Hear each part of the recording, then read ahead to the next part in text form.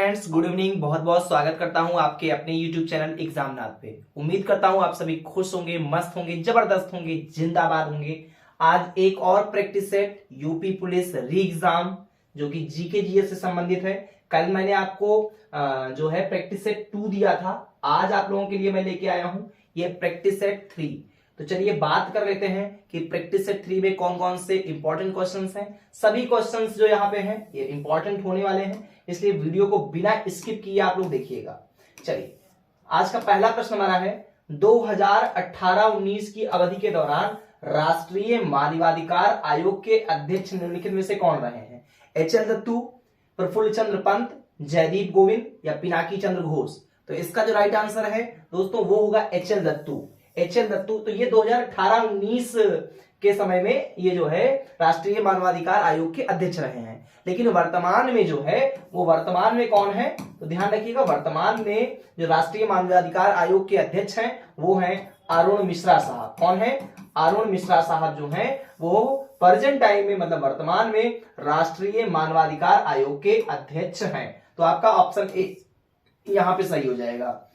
Next question हमारा है कि भारत के थार रेगिस्तान में स्थित कच्छ का रण भारत के निम्नलिखित में से किस राज्य में अवस्थित है? गुजरात में, राजस्थान में, महाराष्ट्र में या पंजाब में? तो इसका जो राइट आंसर होगा वह होगा गुजरात। बिल्कुल, भारत का जो थार रेगिस्तान है और में स्थित जो कच्छ का रण भारत के निम्नलिखित में से किस राज्य में अवस्थित है? किस राज्य में स्थित है? तो भैया गुजरात राज्य में वो स्थित है। नेक्स्ट क्वेश्चन है ब्रिटिश सरकार द्वारा 1927 में भारत में साइमन कमीशन भेजा गया था। उसका उद्देश्य क्या था? असहयोग आंदोलन पर कार्रवाई करने के लिए, हिंदू और मुस्लिम के बीच विवादों को हल करने के लिए, भारत सरकार की संरचना में सुधारों के सुझाव हेतु या असहयोग आंदोलन के प्रभाव का विश्लेषण करने के लिए भेजा गया था? तो देखिए इसका जो राइट आंसर है वह होगा भारत सरकार की संरचना में सुधारों के सुझाव हेतु जो है ये साइमन कमीशन भेजा गया था। कब भेजा गया था? 1927 में दोस्तों भेजा गया था। तो ध्यान रखिएगा कि जो भारत की संरचना थी, जो भारत सरकार की संरचना थी,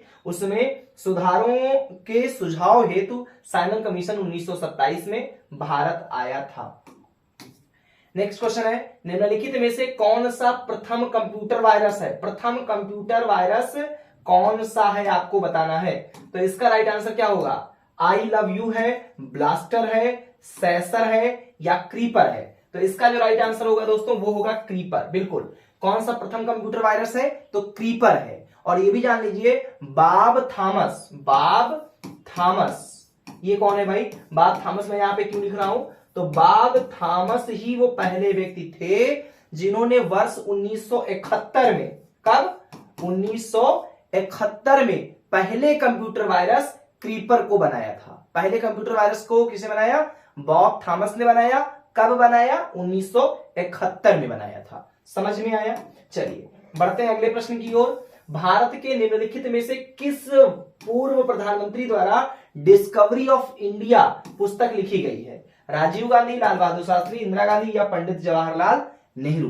तो इसका जो राइट आंसर होगा वो होगा पंडित जवाहरलाल नेहरू। बिल्कुल, डिस्कवरी ऑफ इंडिया पुस्तक किसने लिखी है? पंडित जवाहरलाल नेहरू जी ने लिखी है।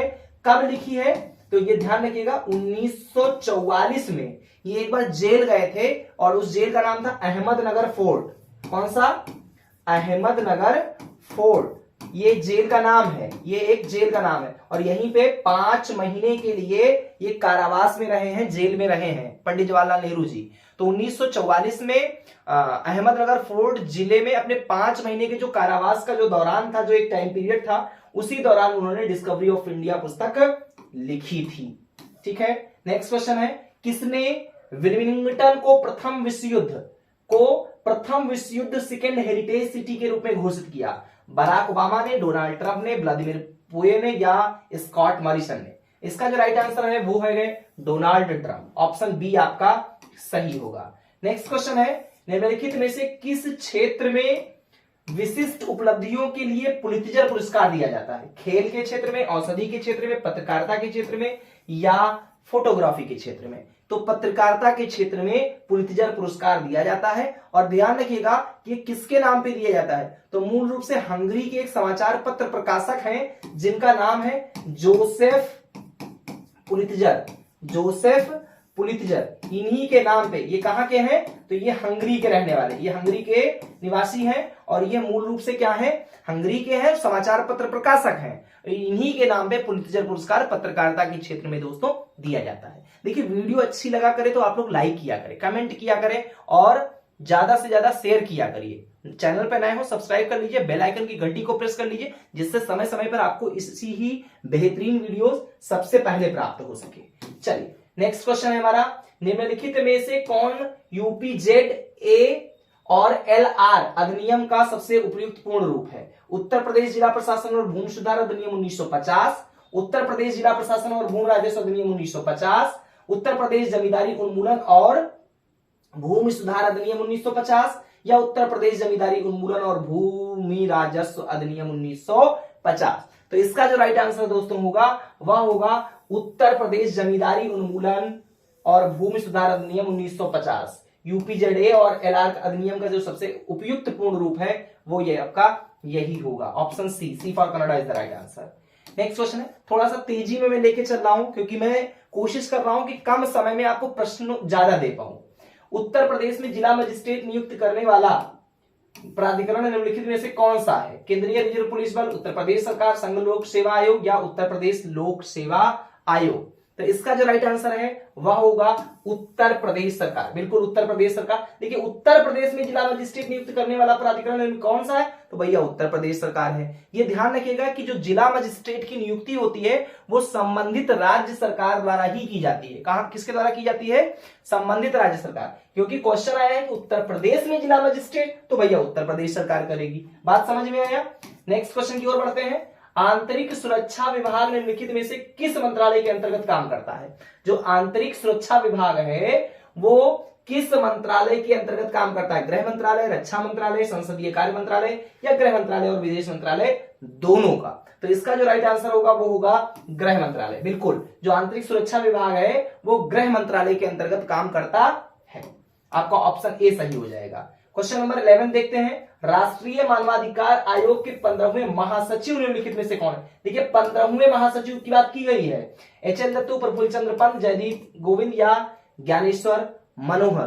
तो इसका जो राइट आंसर है वह है जयदीप गोविंद। बिल्कुल जयदीप गोविंद जो है वो 15वें महासचिव है राष्ट्रीय मानवाधिकार आयोग के। लेकिन वर्तमान में जो राष्ट्रीय मानवाधिकार आयोग के महासचिव दोस्तों हैं उनका नाम क्या है? तो उनका नाम है बिंबाधर प्रधान। क्या नाम है? बिंबाधर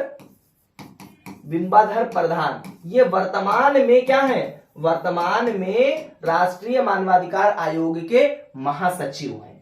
चलिए बढ़ते हैं अगले प्रश्न की ओर। निम्नलिखित विकल्पों में से वह एकमात्र देश कौन सा है जिसके साथ भारत का एक प्रचलित प्रीफरेंशियल ट्रेड एग्रीमेंट मतलब पीटीए है? अफगानिस्तान, पाकिस्तान, तुर्की या क्रोएशिया? तो इसका जो राइट आंसर है दोस्तों वह होगा अफगानिस्तान। बिल्कुल व्यापार के क्षेत्र में एक एग्रीमेंट हुआ है अफगानिस्तान के साथ भारत का और उस एग्रीमेंट का नाम है पीटीए मतलब प्रीफरेंशियल ट्रेड एग्रीमेंट जो कि अफगानिस्तान देश से हुआ है। क्वेश्चन है अगला हमारा, निम्नलिखित में से कौन सा बाल गंगाधर तिलक द्वारा किया गया साहित्यिक कार्य है? Dawn of the Vedas, the Orion, young India, the call to young India?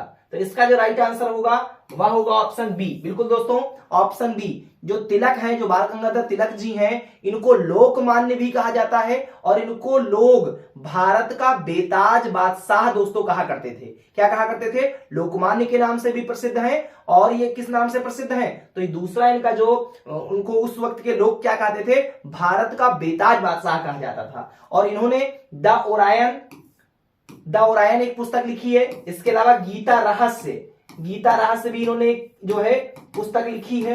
तो ध्यान रखिएगा गीता रहस्य भी किसकी पुस्तक है? ये भी बाल गंगाधर तिलक की है। इसके अलावा एक और इनकी रचना है जिसका नाम है the Arctic home of the Vedas. The Arctic home of the Vedas, ये भी पुस्तक जो है ये तिलक जी द्वारा ही लिखी गई है। तो देखिए द ओरायन भी तिलक, गीता रहस्य जो तिलक जी द्वारा और the Arctic home of the Vedas भी बाल गंगाधर तिलक जी द्वारा लिखा गया है।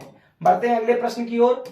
फिर अगला क्वेश्चन है हमारा, हाइड्रोग्राफी के क्षेत्र में सहयोग के लिए निम्नलिखित में से किस देश ने भारत के साथ समझौता ज्ञापन पर हस्ताक्षर किया?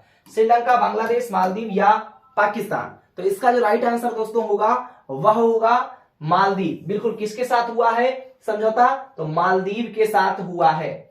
आगे बढ़ते हैं, योग का वर्णन निम्नलिखित में से किस वेद में किया गया है? सामवेद, अथर्ववेद, ऋग्वेद या यजुर्वेद? तो योग का वर्णन दोस्तों सबसे पहले ऋग्वेद में किया गया है। किसमें किया गया है? ऋग्वेद में किया गया है। अगले प्रश्न की ओर बढ़ते हैं, सूची 1 में दिए गए स्मारकों के नाम के साथ सूची सेकंड में दिए गए उन ऐतिहासिक हस्तियों के नाम का मेल करें जिन्होंने इनका निर्माण कराया था। देखिए, लाल किला क्या सुल्तान हैदर अली ने, चार मीनार राजा धीराज शाहजहां ने, या लाल बाग को मोहम्मद कुली कुतुब शाह द्वारा? तो देखिए यहां पे ध्यान दीजिए कि जो विकल्प अगले पृष्ठ में है, देखिए यहां पे लिख दिया गया है, तो यहां पे जो विकल्प कौन सा सही होगा, तो इसको यहां पे आपको देखना होगा। ठीक है, इसको यहां पे आपको चिन्हित करना है। तो लाल किला को किसने बनवाया है? लाल किला को किसने बनवाया? तो लाल किला को बनवाया है राजाधिराज शाहजहां ने, जो कि एक मुगल शासक था। चार मीनार को किसने बनवाया है? तो चार मीनार को बनवाया है मोहम्मद कुली कुतुब शाह ने। और लाल बाग को किसने बनवाया है? इसको बनाया है सुल्तान हैदर अली ने। तो आपका जो यहाँ पे देखिए ए ऑप्शन जो दिया गया है, यही आपका क्या हो जाएगा? सही हो जाएगा। कौन सा? ऑप्शन ए जो आपका दिया गया है, ये आपका बिल्कुल सही आंसर दोस्तों हो जाएगा। ठीक है, समझ में आया? आपका ऑप्शन ए यहां पे सही हो जाएगा। मैंने पूरी तरीके से आपको समझा दिया, क्लियर भी हो गया होगा। फिर भी अगर कोई डाउट रह जाया करे, आप कमेंट बॉक्स इसीलिए यूट्यूब ने बना करके आप लोगों को दिया है। यूट्यूब में आपको अगर क्लास अच्छी लग रही है, आप उसका भी कमेंट करें। अगर कोई प्रॉब्लम है तो यस यू कैन क्वेरी, आप क्वेरी कीजिए। आपके हर एक प्रश्नों का उत्तर देने का पूरा प्रयास दोस्तों किया जाएगा। नेक्स्ट क्वेश्चन हमारा है, चार्टर ने संयुक्त राष्ट्र के प्रमुख अंगों की स्थापना की। संयुक्त राष्ट्र में कितने मुख्य निकाय या समितियां हैं? 7, 8, 6 या 5? तो इसका जो राइट आंसर है दोस्तों वह होगा 6। क्या होगा? 6 जो है। कुल कितने निकाय हैं, कितनी समितियां हैं? तो टोटल 6 समितियां हैं। ठीक है, अगला क्वेश्चन है क्वेश्चन नंबर 18, भारत और नेपाल के मध्य विवाद निम्नलिखित में से किस क्षेत्र की सीमा के लिए है? बनबसा, कालापानी, जोगबनी या रुपईडीहा? तो इसका जो राइट आंसर है वह होगा कालापानी। और ये जो कालापानी है यह उत्तराखंड क्षेत्र से लगा हुआ है। ठीक है, आगे बढ़ लेते हैं क्वेश्चन नंबर 19 की ओर। महिला और बाल विकास मंत्रालय के अनुसार निम्नलिखित में से कौन सा विकल्प महिला सशक्तिकरण कार्यक्रमों का हिस्सा बनने वाली योजनाओं के संदर्भ में गलत है? बेटी बचाओ बेटी पढ़ाओ, आयुष्मान भारत योजना, महिला ई हॉट या स्वाधार गृह? तो इसका जो दोस्तों राइट आंसर होगा वह होगा आयुष्मान भारत योजना। क्वेश्चन देखिए क्या था, कौन सा गलत है? तो गलत कौन सा? देखिए बाकी सारी चीजें जो है वो महिला सशक्तिकरण से संबंधित है, लेकिन जो आयुष्मान भारत योजना है तो ये केवल महिलाओं, ये जो है महिला और बाल विकास मंत्रालय के अकॉर्डिंग ये सिर्फ और सिर्फ जो है सही नहीं है, ये गलत है। ये आयुष्मान भारत योजना जो है चिकित्सा के क्षेत्र के लिए है, ये महिला सशक्तिकरण के लिए दोस्तों नहीं है। तो उम्मीद करता हूं कि वीडियो आज आपको अच्छी लगी होगी। वीडियो अच्छी लगी हो लाइक करिए, सब्सक्राइब करिए। चैनल पे नए हो तो सब्सक्राइब करके बेल आइकन को जरूर प्रेस कर लीजिएगा। क्यों? क्योंकि इससे आपको बेहतरीन वीडियोस सबसे पहले मिलती रहेगी। बहुत बहुत धन्यवाद। Thanks for watching. जय हिंद दोस्तों।